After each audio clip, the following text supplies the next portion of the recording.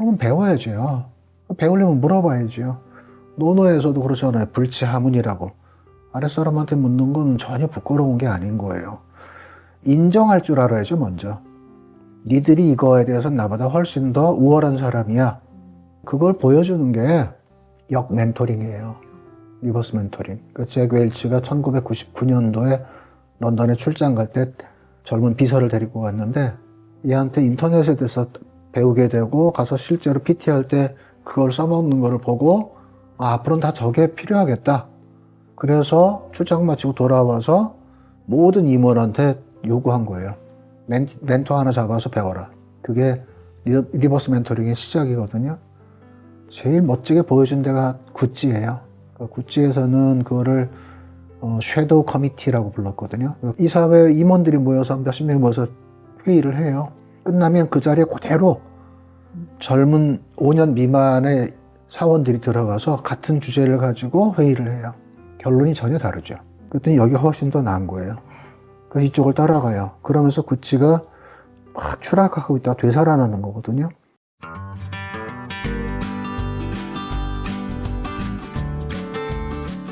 진정한 어른의 경쟁력은 질문이다 라고 하셨는데, 특히 아랫사람에게 묻기를 부끄러워하지 않는 태도가 중요하다라고 얘기해 주셨는데요. 나이 들면 자꾸 명령만 하려는 거죠. 나이가 벼슬인 나라예요. 모든 사회가 대부분 그렇지만 우리는 특히. 그래서 대뜸 만나자마자 확인하고 싶은 게 뭐예요? 너 몇 살이야? 서로가. 그게 계급장이 왜 되는지는 그 이해를 못하겠고, 물어보는 거를 왜 이렇게 불편해하는지 모르겠어요. 가르치려고 들어요. 별 영양가도 없는 거. 그거를 왜 가르치려고 하지? 그거 강요하는 거죠. 내 생각을 강요하는 거지. 너는 이거 어떻게 생각해? 니들은 이걸 어떻게 받아들여? 라고 물어보지를 않아요. 근데 물어보는 게 훨씬 유리한 게 지금의 어떤 문명 속도는 어마어마하게 빨라요. 어른들이 겸손해질 필요가 있는 게 우리가 수십 년 동안 배운 지식 총량 정보 다 합친 것보다 지난 3년 동안 만나게 되는 지식 정보의 양이 훨씬 더 많아요. 그럼 거기에 유리한 사람이 누구예요? 젊은 사람이에요. 당연히 물어봐야죠. 근데 여기는 접속하는 방법도 몰라. 기술을 습득하는 데는 많은 시간과 노력이 필요하고 기본적인 지식이 필요하다고 생각을 하는 거예요. 그래 왔으니까. 지금은 어떠냐면 그런 절차가 없잖아요. 저는 대학 때 컴퓨터를 배웠어요. 의무라서. 공대에서 수업을 하나 들어야 돼요.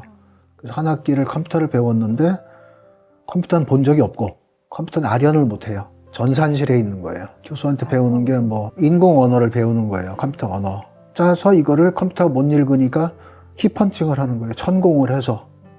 쉽게 말하면 OCR 카드라고 생각하시면 돼요. 천공을 해서 조교한테 주면 조교가 다 모아서 컴퓨터에 넣어서 몇 점 하고 나오는 거예요. 본 적이 없어 컴퓨터를. 컴퓨터를 만진 적이 없죠. 개인용이라고 하는 건 없었으니까. 그리고 대학원 들어갈 때 워드 프로세서가 생긴 거예요. 대학원 마칠 때쯤에 PC가 생긴 거예요. 그때 나온 혁명적인 게 MS-DOS예요. 내가 일상 언어를 가지고 내 디스켓에 저장할 수 있어요.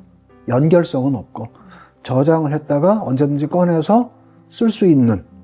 근데 그거는 배워야 돼요. 내가 디렉터리 짜는 법도 알아야 되고. 근데 인터넷 출연하고 나서 어떤 게 바뀌었어요? 그냥 클릭하면 다 되잖아요, 그림. 이 프로세스를 내가 배워야 될 필요가 없다고요.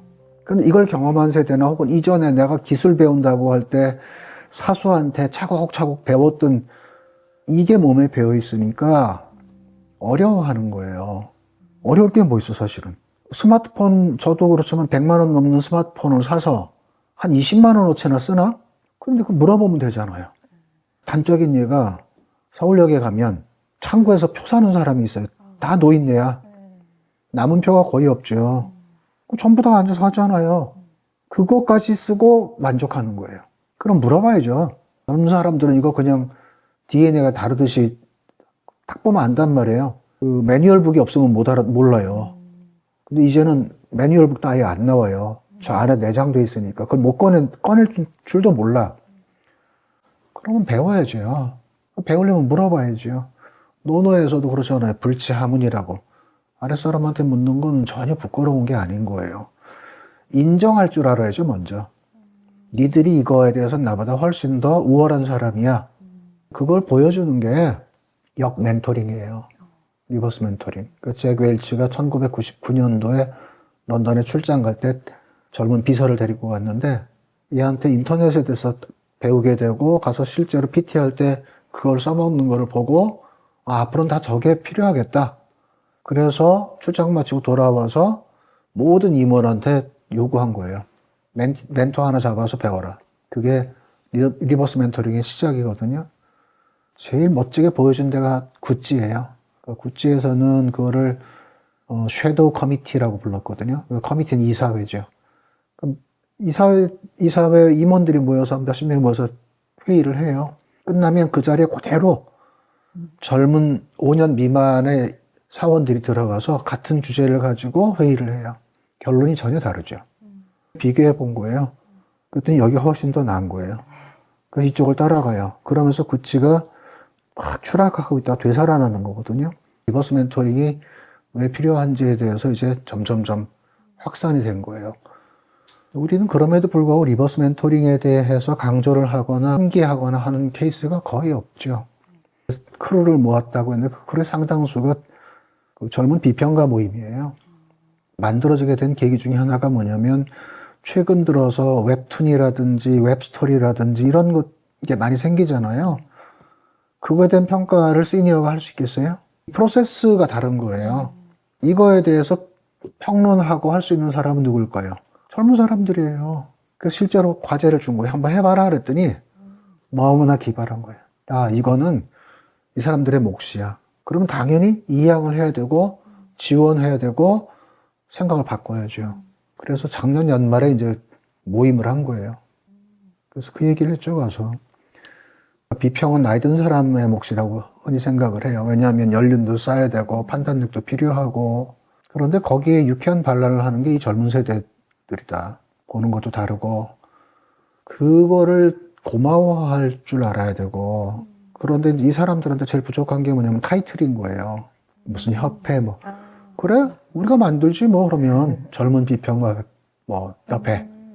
그렇게 소속감을 주고 나는 여기 소속이야 라고 하는 속된 말로 명함에 그렇게 네가 써서 다니세요. 그건 네 권리야.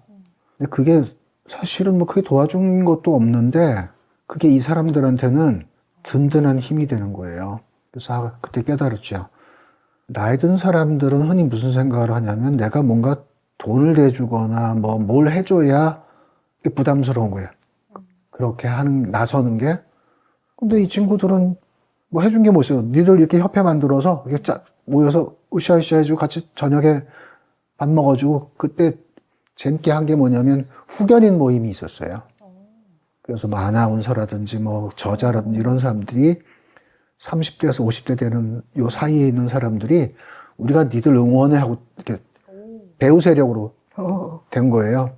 그러니까 자연히 그날 모임 끝나고 밥 먹고 하면서 그냥 순식간에 소통이 되는 거예요. 나한테는 뒤에 이런 후견인이 있어 라고 하는 어떤 든든함. 연대를 우리가 되게 어렵게 생각하는데 그냥 들어주는 거예요. 니들 그렇게 얘기를 하는데 들어줄게. 멋있네? 계속 해봐 라고 할 수 있는.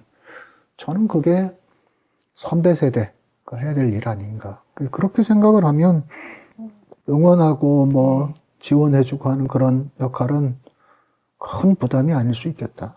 중요한 건 마음인 것 같아요.